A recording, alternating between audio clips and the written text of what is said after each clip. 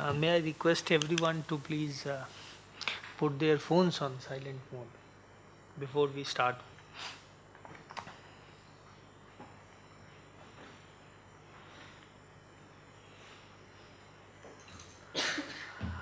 So let me welcome Dr. Pallavi Chakravarty, who is a junior fellow with us, uh, to the second talk being given by her during the tenure of her fellowship.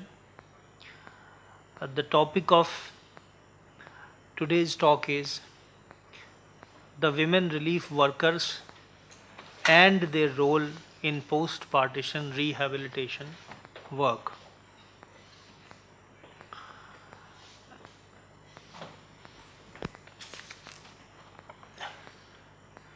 Dr. Pallavi Chakravarty is an assistant professor in the School of Liberal Studies, Ambedkar University, Delhi. And as I said, she is also a junior fellow with us currently.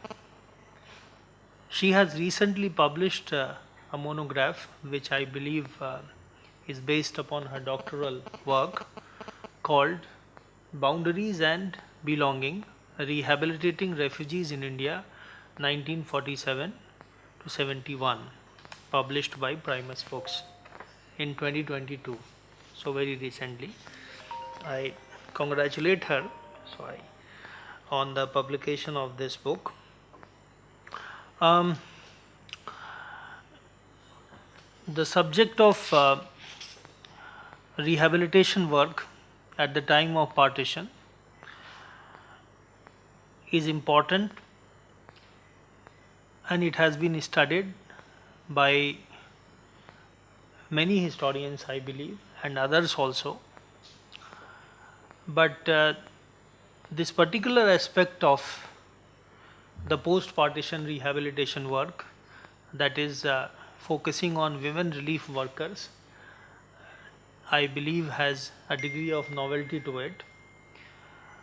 So it assumes greater importance. As we are all aware, partition was one of the biggest tragedies of the 20th century, and not so much in itself as in terms of human consequences of the number of people displaced, about 9 million people, and of course maybe 500,000 people killed, and so many other things associated with mass violence that happened. And as she is going to say, I believe that a large number of traditional organizations, ashrams, university students, etc., also played a role in this rehabilitation work. But it is the women relief workers, some of them known and some of them not so known, that Pallavi is going to focus upon. So I once again welcome everyone to this talk, and I welcome Pallavi again and request her to proceed with her presentation.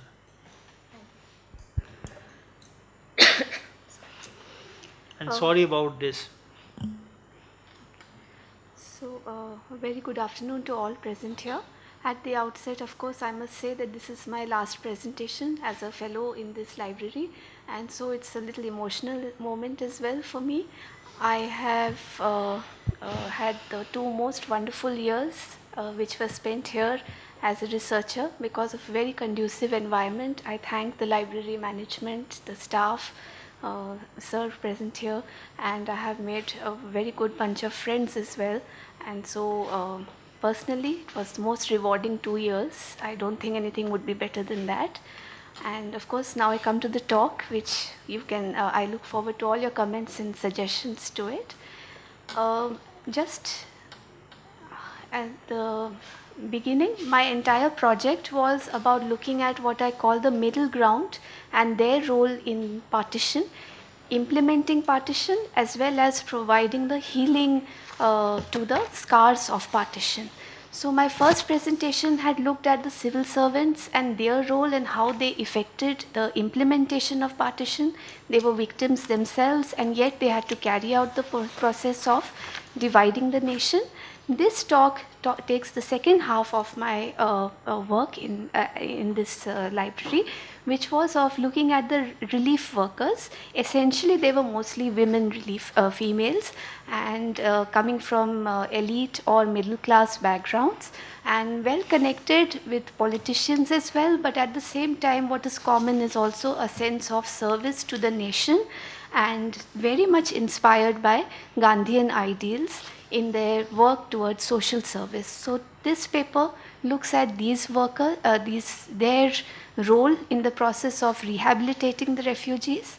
What was their view? I mean, we have a lot of scholarly works which look at a critique of the rehabilitation program, but to read it from these workers, their memoirs, their biographies, a large number of oral testimonies which are there in Nehru Library, that is essentially what this paper is going to look at. So I have identified 3 essential roles, and I will also be talking about the problems that they faced.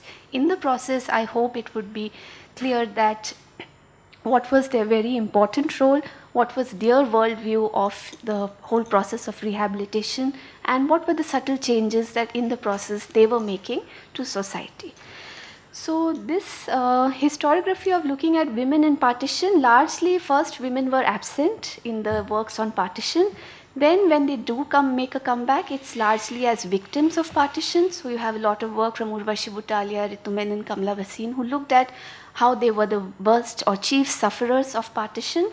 Thereafter, a new wave of writing looked at their coming out of partition, as Dr. Gargi Chakravarty has also said.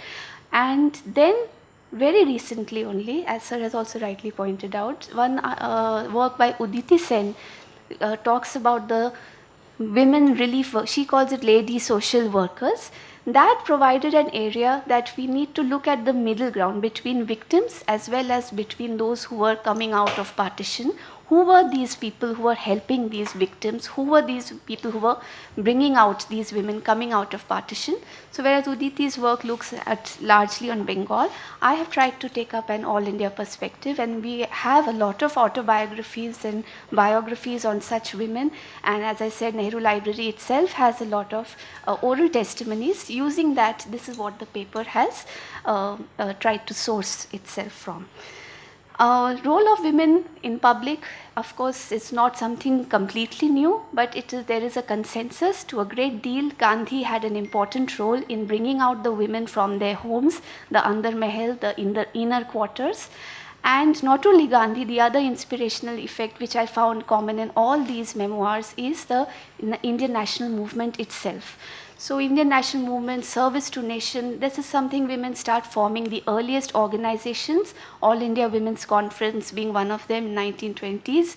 And thereafter many individual local district level Mahila Samitis also which come up. But largely we find that Bengal famine in 1943 and then the arc of partition violence, Calcutta, Noakhali, Bihar, Garmukteshwar and Punjab, all of these also inspire women to start working in what we call relief work. So that is the very preliminary way at which we start seeing women's organizations, women's self-help groups coming up. I would say that there are also different approaches that are taken. One is of course largely all the reminiscences talk of the importance of Gandhi, social service and the kind of life Gandhi led by example as their ways to look at social service. But the other side to it was also this organization Mars, which is a communist group, Mahila Atma Raksha Samiti, which was essentially formed during the famine period in Bengal. And here it was not only about service, it was also about struggle for rights. So let's not just do service, but also let us try to mobilize women towards bringing up rights. And somewhere you will find that this group helped, and people inclined with this ideology did help in the refugee movement in Bengal to a great extent when squatter colonies come up. So there are different approaches. Largely it is a lot of Gandhian based approach, but there was also somewhere elements of struggle which Mars reflected. So, now I'll of course focus the discussion on the roles played. And I have identified these three important roles: ensuring peace and assuring minorities of their safety, recovery and restoration of the abducted persons, and relief and rehabilitation, specifically in the relief camps as well as special homes for women and the what is seen as unattached women or permanent liability. These are the three areas where one can find their tremendous contribution, and the rest of the paper thus discusses the role of these women relief workers in these areas and the problems that they faced in it. In this, one can find a description as well as a critique of the state-sponsored relief and rehabilitation measures for the incoming refugees, as noted from the very people who were appointed to look after it. In their small celebrations and achievements mentioned in their accounts, we see their own expectations and beliefs vis-a-vis the state and society. Now, all of these three roles I have broken down to seeing each role, what were they doing and what were the problems that they faced. So the first one, peace building activities. The work of assuring minorities and ensuring their safety began under the training of Gandhi himself, when he called on for volunteers to go from door to door and ensure neighbors remain together. This work gave invaluable first-hand experience to the women relief workers, and hence unsurprisingly in their memoirs and or testimonies, these women strongly acknowledged the influence of Gandhi in their motivation and work. And in all such reminiscences, these women invariably referred to the work done under the guidance of Gandhi during Calcutta Noakhali violence or the Bihar riots, and this was their training ground. So much was the significance of this work done for the nascent state that one of its best workers, Mridula Sarabhai, actually called these workers as national and emotional integration worker. So those relief workers who are working for the process of peace building activities, the term that Mridula Sarabhai uses for them is national and emotional integration worker. It's a very interesting term from the point of view of her giving supreme importance to the job that they performed, and from the point of view of her attempt to co-opt these unknown faceless warriors into the frame of invaluable service to the nation. Their work, what were they doing in this? So these are groups. Shanti Dal formed in Delhi surrounding areas. Shanti Sena was a term which Gandhi himself used for the group that was formed in Bengal. They went from village to village on foot mostly, stayed in the riot affected parts, and encouraged feelings of solidarity among the Hindus and Muslims. For this purpose, they were called Shanti Sena or the Shanti Dal. Objective of Shanti Dal too was lasting amity, and it was chaired by Mridula Sarabhai herself. This sort of lasting amity was to be achieved through any and every means, be it by quarreling even with the administration, arguing with the local population, or directly confronting with the government. So when we see CID records or when we see even Ministry of External Affairs, Ministry of Relief and Rehabilitation records, especially in the CID records, we do find fortnightly reports which are actually citing what are the activities being done by the Shanti Dal workers. So today they have gone to this place, they are trying to, means they were under surveillance even of the police. So there was a Shanti Dal urban committee, there was also a Shanti Dal rural committee. Urban one looked into the needs of the cities, rural one looked into the needs of the villages. Essentially the work involved ensuring that Muslims do not leave their homes, the homes which were vacated, unless it was confirmed that the family had left forever to Pakistan. The volunteers would guard them so that no one occupied it forcibly. Though if it was occupied by the refugees, it would not be vacated, rather the Muslim family would be resettled in some other empty home nearby. In the process, the government too ended up earmarking in this process Muslim zones within the city, though not officially but in a de facto manner. And it was the homes in these zones which was being protected by the volunteers of the Shanti Dal urban committees.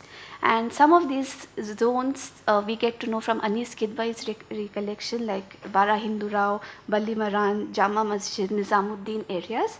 Likewise, she also talks about the way they tried to protect the rural lands of the Muslims in Tihar, Jaipur, Gadaipur, Chhatarpur, Mehrauli, Sheikh Sarai regions. While the Shanti Dal and the Sena had many accomplishments, for example, Bengal remained silent for 2 long years. After independence, rioting in Delhi and surrounding also had come down. In fact, as Kidwai notes, our crowning achievement will remain that despite the dire straits the city was in and the unrest among its denizens, Delhi remained peaceful. So, but despite all these achievements, there were also certain problems that they faced, and ultimately Shantidal was also wound up when finally they all went in their own different ways. And for example, this is in Delhi, but the example of Amritsar which Mridula Sarabhai gives is that in Amritsar they tried their hard to keep the neighbors together, but ultimately when the joint evacuation movement plan was passed in September 1947, whereby you had to allow for two-way exchange of population. All their efforts actually went wasted, and there was therefore disappointment for them that ultimately all the work that we wanted to do, keep the people where they were, now we were being asked to exchange of population. So these are certain drawbacks which they felt. Now with regard to the problems that they felt, that they saw, and these are directly quoted from Anis Kidwai and Mridula Sarabhai, but I will just be talking about the problems. This is just to give a sense of the kind of problem that they faced.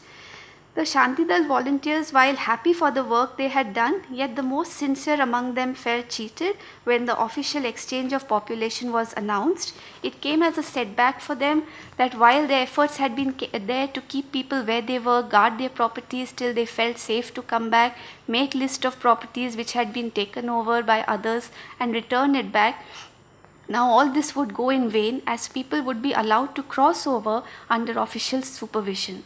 So most would be, all of these people would be leaving.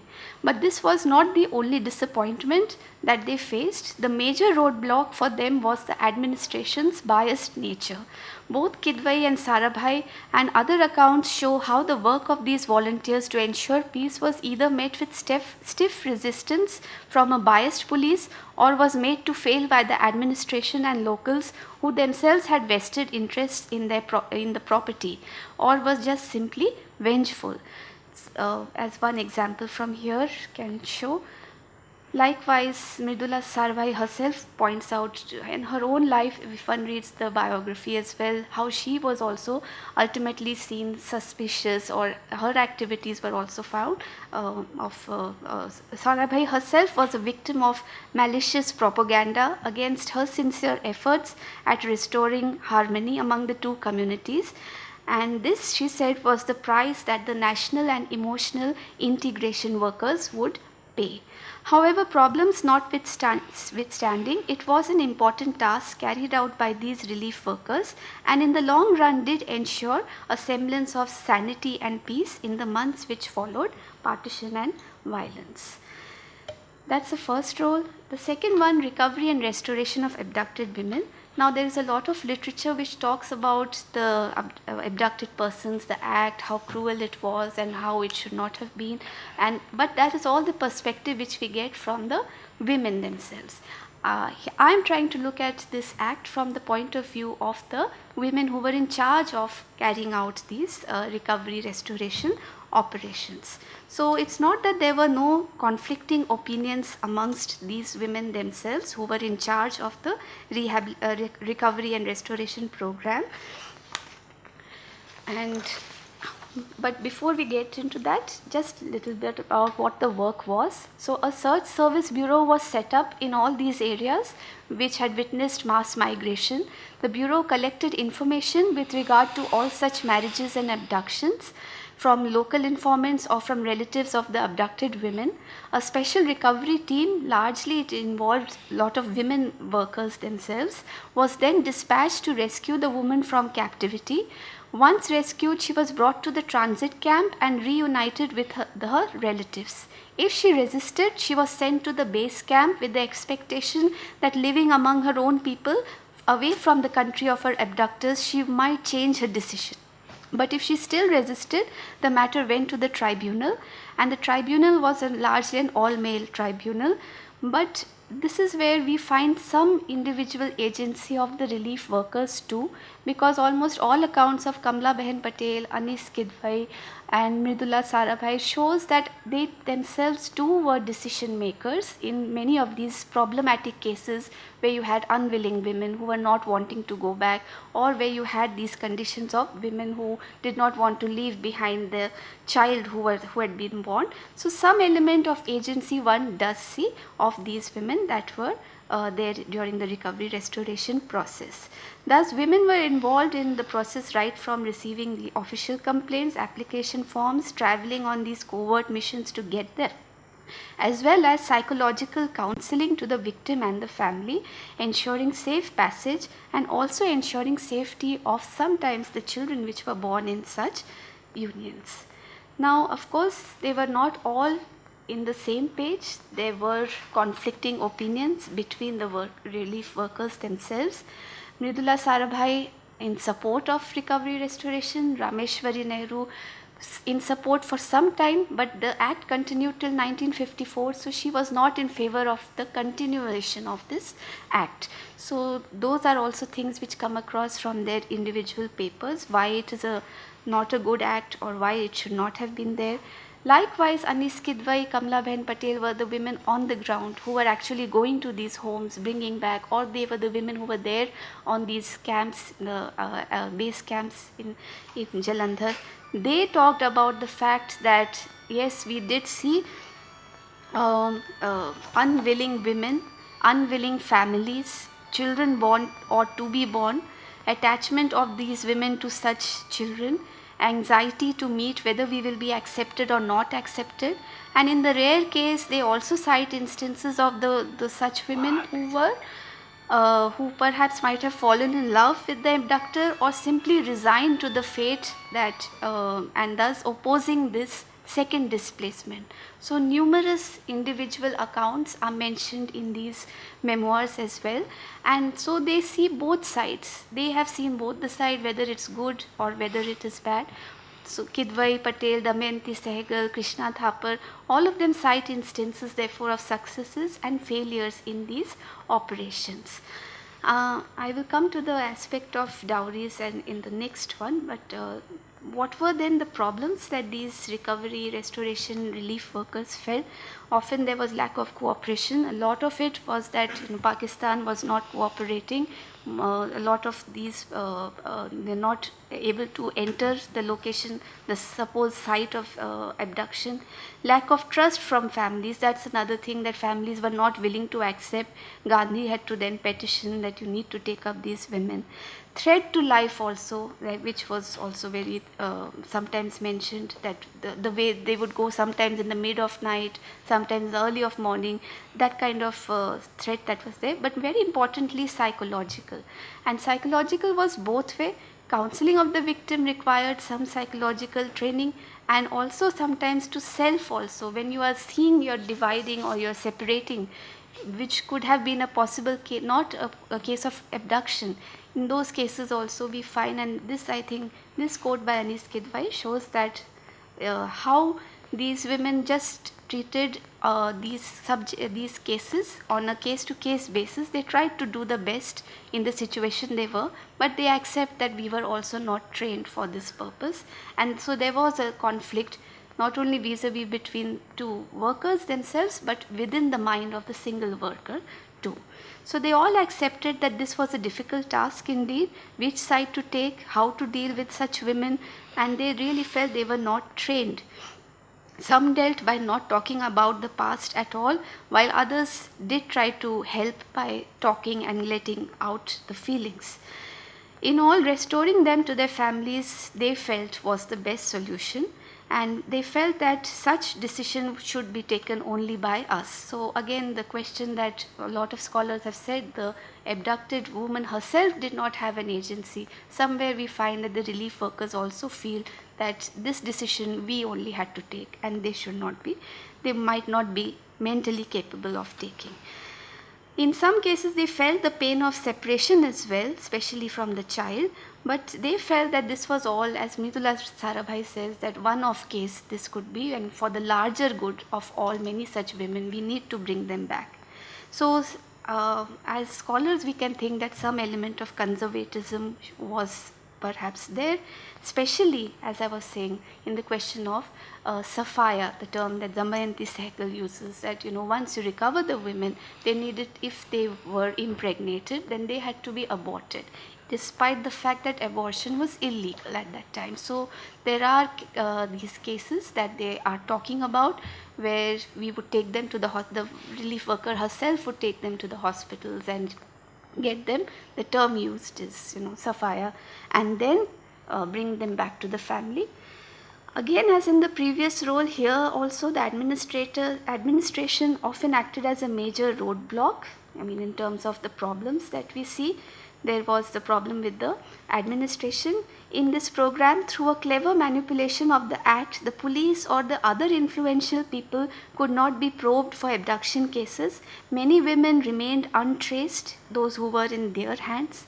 Also, in many cases, as cited by Kidwai, the abducted woman would be restored back to such influential abductors, despite all the hard work done by the relief workers in tracing her and trying to counsel her to come back.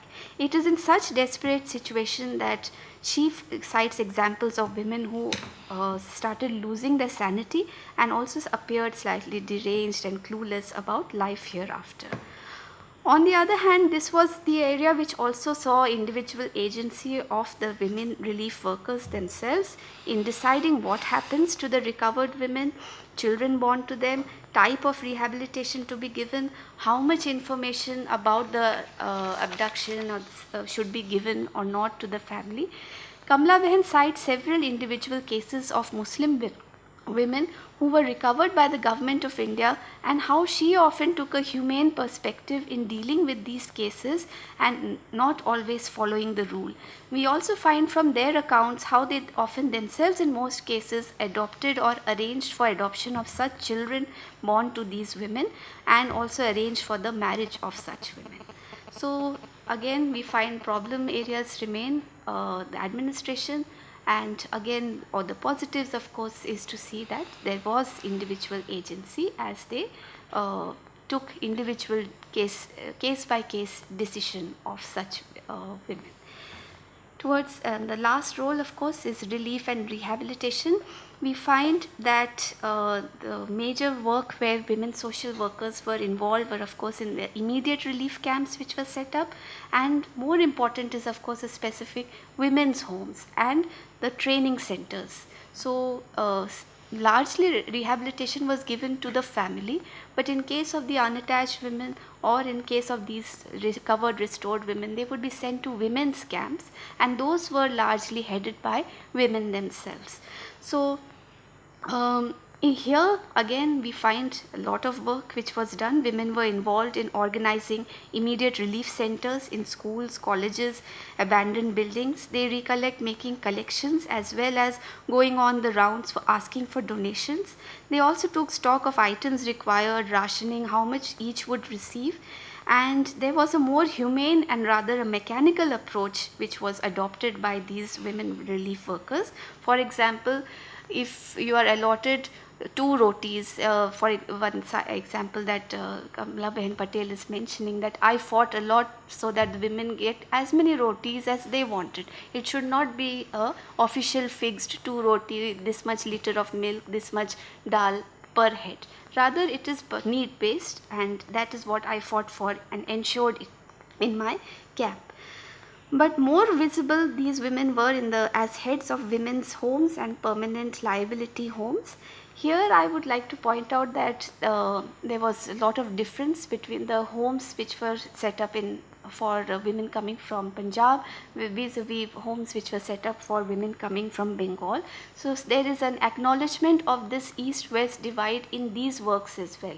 Long before even I thought, which was my doctoral thesis of making the comparison, already there were relief workers who were talking about this difference, provincial difference. Their arguments on such camps, for example, those from Punjab talk of how useful these camps were of the success they had in running these camps, getting the inmates trained in basic crafts for making a living, but ultimately marriage was seen as the final rehabilitation. This is something common. So there is again the element of conservatism. In fact, you find very boastful accounts from Patel, Sehgal, Thapar about the huge weddings they organized and the huge dowries that they arranged for these women. An important difference, however, Sehgal points out it, and here the gender aspect comes in, that those women who had sons, they were able to move on faster, because after the son became able to take care, then he would take the mother out from these homes.